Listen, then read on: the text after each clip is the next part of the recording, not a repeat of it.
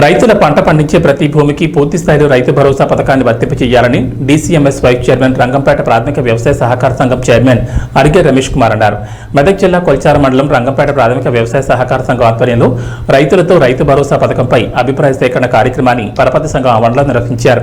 ఈ సందర్భంగా రైతుల నుంచి అభిప్రాయాలను సూచనలు సేకరించారు. ఈ సందర్భంగా వైస్ చైర్మన్ అరిగే రమేష్ కుమార్ మాట్లాడుతూ ప్రతి రైతు పంట పండించే భూమికి రైతు భరోసా పథకాన్ని వర్తింపచేయాలని అన్నారు. ఈ కార్యక్రమంలో ప్రాథమిక వ్యవసాయ సహకార సంఘం డైరెక్టర్లు, సిబ్బంది, రైతులు పాల్గొన్నారు. ఇవన్నీ గురించి సరే అర్హులైన వారికి ఇవ్వడం న్యాయబద్ధమే. కాకపోతే 10 ఎకరాల వరకు సీలింగ్ పెట్టడం కూడా న్యాయబద్ధమే. ప్రభుత్వ ఉద్యోగులకు ఇన్కమ్ ట్యాక్స్ పే చేసినందుకు ఫస్ట్ తీసేయాలి. రైతులు 50 ఎకరాలు ఇచ్చినా నష్టం లేదు, రైతుకి ఇస్తే నష్టం లేదు. పెద్ద గజిటెడ్ ఆఫీసర్లకు ఇన్కమ్ ట్యాక్స్ పే చేసేందుకు ముందు తీసేసేయండి. ఇక అన్ని రకాలైన భూములను తీయడం కూడా మంచిది. ఎందుకంటే ఆ భూములు ఇవ్వడం వల్ల ఇప్పుడు పాటుపత్ర భూములు కూడా 40-50 లక్షలకు ఉంటూ కొంతమంది లాభం. మాకు ఒకటి రైతులకు ఏంటంటే కౌలు రైతుల దగ్గర మేము కౌలు రైతులకు ఒకవేళ మీరు దున్నినోళ్ళకి ఇస్తే, పంట పెట్టినోళ్ళకి ఇస్తే చాలామంది బటాయి ఇయ్యరు, కౌలుకి ఇవ్వరు. కాబట్టి కౌలు రైతులకు ప్రభుత్వం ఏమైనా చేసుకొని మాకన్నా డబ్బులు ఇచ్చినా మాకు అభ్యంతరం లేదు. పంట కౌలు రైతులు ఎక్కువ తీసుకుంటారు. అయితే కౌలు పట్టాదారు కౌలు రైతులకు సంబంధం పెట్టకుండా కౌలు రైతులకు ఇవ్వాలి ఒకటి. రెండోది ఏంటంటే మరి ఒక పంట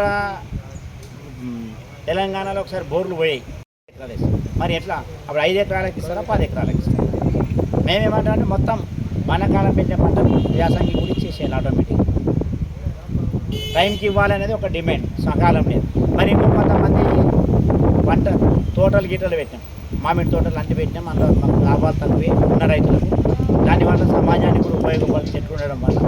కానీ మరి మాకు ఇస్తారా? ఇయ్యాలి. తోటకి ఇవ్వకపోతే చాలామంది తోటలు తీసేసే పరిస్థితులు కూడా వస్తాయి. మరి ఆ పండ్ల తోటలు పెట్టుకున్న హార్టికల్చర్లో కూడా ప్రభుత్వం ఇవ్వాలి.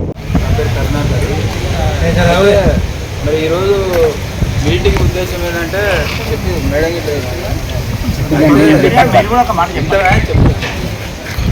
మనకు గత ప్రభుత్వము రైతు బంధు అనేది ఒక ప్రవేశపెట్టింది కదా.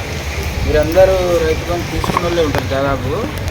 అయితే 2018-19 ఖరీఫ్ సీజన్లో రైతు బంధు అనేది స్టార్ట్ అయింది. దాని ఉద్దేశం ఏంటంటే మెయిన్గా రైతులకు వాళ్ళు మరి రైతు ఏంటంటే నిత్యం కష్టపడి మన దేశం వ్యవసాయ దేశం. అయితే రైతులకు ఏదో ఒకటి చేయాలి, మేలు చేయాలనేటటువంటి ఉద్దేశంతో రైతులకు విత్తనాలు అవసరమవుతాయి, పనిముట్లు అవసరమవుతాయి, ఎరువులు అవసరమవుతాయి. ఇవన్నీ ఏ దానికి ఇబ్బంది పడవద్దు రైతులు అనేటటువంటి ఉద్దేశంతో ఆనాడు గవర్నమెంట్ ప్రభుత్వము రైతు బంధు అనేది ప్రవేశపెట్టింది. మొదట్లో